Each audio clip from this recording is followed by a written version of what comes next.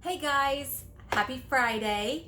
I wanted to share something with you because I've been asked a couple of questions. I know Tuesday I shared with you what I'd been doing as far as working out and some things with living the keto lifestyle, keto for life. But I wanted to share with you something I found at the grocery store. We're getting ready to try it. I don't know what it tastes like. A lot of what deters people from eating healthy is they feel like they're sacrificing flavor for the benefits. And so people just tend to go back to eating what they used to eat because it tastes good. And I agree with you. If I want to sit down and eat something, I want it to taste good, but I also want it to be healthy as well. So we found these in the store. It's called Keto and Company. These are the fudge brownie keto baking mix. I've just put them in the oven. I'm going to see what they taste like. We're going to let you know to kind of do a little review. I had never seen these before. This was the first time I had seen them. They were at Wegmans. They are pricier than the regular like Duncan Hines brownie mix. The standard box. They are much pricier. But what caught my eye is that they were 1.1 gram of net carbs per serving. They're gluten-free, keto, diabetic friendly, and no sugar added. So there's 94% less sugar than leading brands. And so that is what caught my eye.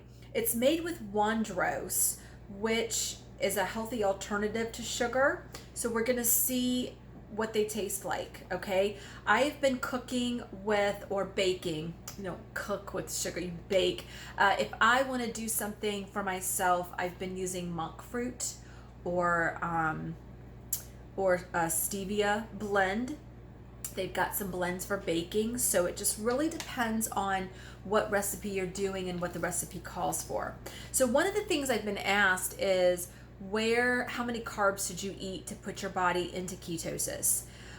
So first of all, I want to say you must check with your doctor before you start any kind of new eating plan or fitness plan. You need to check with them, especially if you are diabetic, because you may not be able to go completely ketosis. You might be able to do low sugar because you're supposed to watch your sugar anyway. But you actually might need some of the carbs to actually help balance things out. You need to sit with your doctor. You need to find out what works for you because not all diabetics are the same either. However, this is what I do, and so I will show it to you. You can discuss this with your doctor if you have any concerns. But before my weight loss surgery, we started at 100 net carbs. That is what I count as the net carbs. That is what you want to check. This says 1.1 grams net carbs. So how do you find that? You go to the back to the nutrition label. This is why I cannot order groceries online. I have to watch and read every single label that I pick up. It takes me a long time, but I know that I'm getting what I need to. So you find the carbs where it says total carbs. And then you find underneath of it, there's some categories. There's dietary fiber, there's sugars, and there's erythritol. So you take the total carbs, and normally you take the total carbs and you subtract the dietary fiber. You want to eat foods that are high in dietary fiber because that's what your body's going to utilize. It's going to kind of balance out the carbs. So you want the fiber, okay? That's just the key word, high fiber. If it has a high carb, but it has a high fiber content, you're okay because it cancels each other out. You subtract it. You take the total carb, subtract the dietary fiber, and then you have the net carb. That's what we count. So before surgery, I was allowed 100 net carbs. After surgery, that was cut down to 50. And so that is pretty much what I stayed at. I stay at that now. I try really hard. There are some days I go over. I have not been in ketosis this entire time. There are days when I bounce out.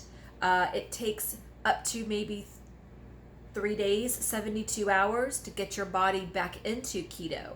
So that's why it's so important, if this is the lifestyle for you, that you stay in it as long as possible. You want to eat as less net carbs as you can, so that when your body is needing that energy, it's going into its storage components. It's going into its storage for those carbs that it has stored as fat. It will use that as energy, and then you will lose weight because it's burning off your fat storage. So once you get down to your goal weight of where you need to be, you can kind of play around with some things, but you still want to be very careful, because if you eat too many carbs and you're not active, you're not going to lose the weight, you're not going to burn that energy off, and you're going to gain your weight back. So it's really important.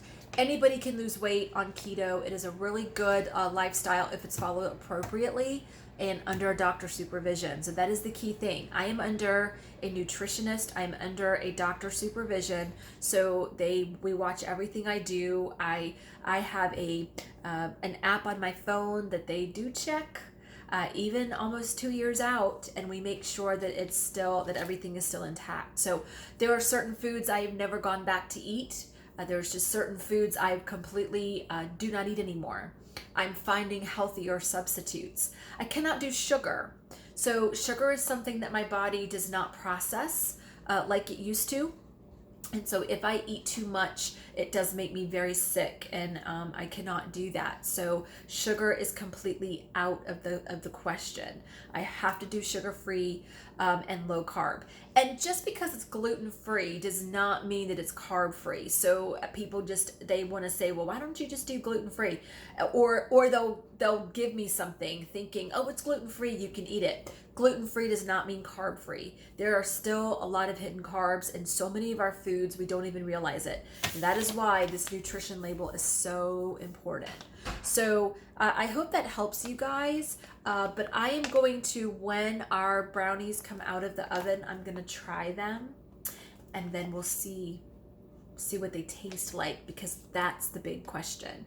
I want to find something that I can eat, especially for birthday parties, functions that we go to where I know there's going to be sweets. I want to have my safe food. I take it with me everywhere. I pack my food. I take my own stuff, because that's what I need. I need to make sure there's something there that I can eat. And if there's not, I want to make sure I have it, especially so there's not any temptations. So I'll let you guys know. Okay, so I hope that helps you out.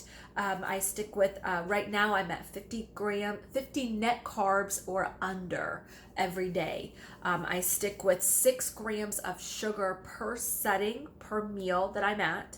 And if I go over that, I can tell, because I get very sick. I drink lots of water. I keep my 80 grams of protein. That is the key. You must drink your water. 64 ounces of water is what you are required to drink in a day when you are doing weight loss surgery. And it's because your body needs the fluid. Your organs cannot function properly. You will not lose weight if you do not drink your water. If you do not drink your water and get your protein in, you will not lose weight. So you have to make those other lifestyle changes as well. It's not just one thing. What I have found, it's not just one component. It is the combination of all of them that is going to get you to your goal and to help you lead a healthier lifestyle. You need to rest, you need to eat well, you need to move, you need to exercise, you need to get up, you need to start doing something. You need to drink your water, get your protein in. Like I said, I do 80 grams. I'm required to do that. And watch your portion sizes. That's a huge one.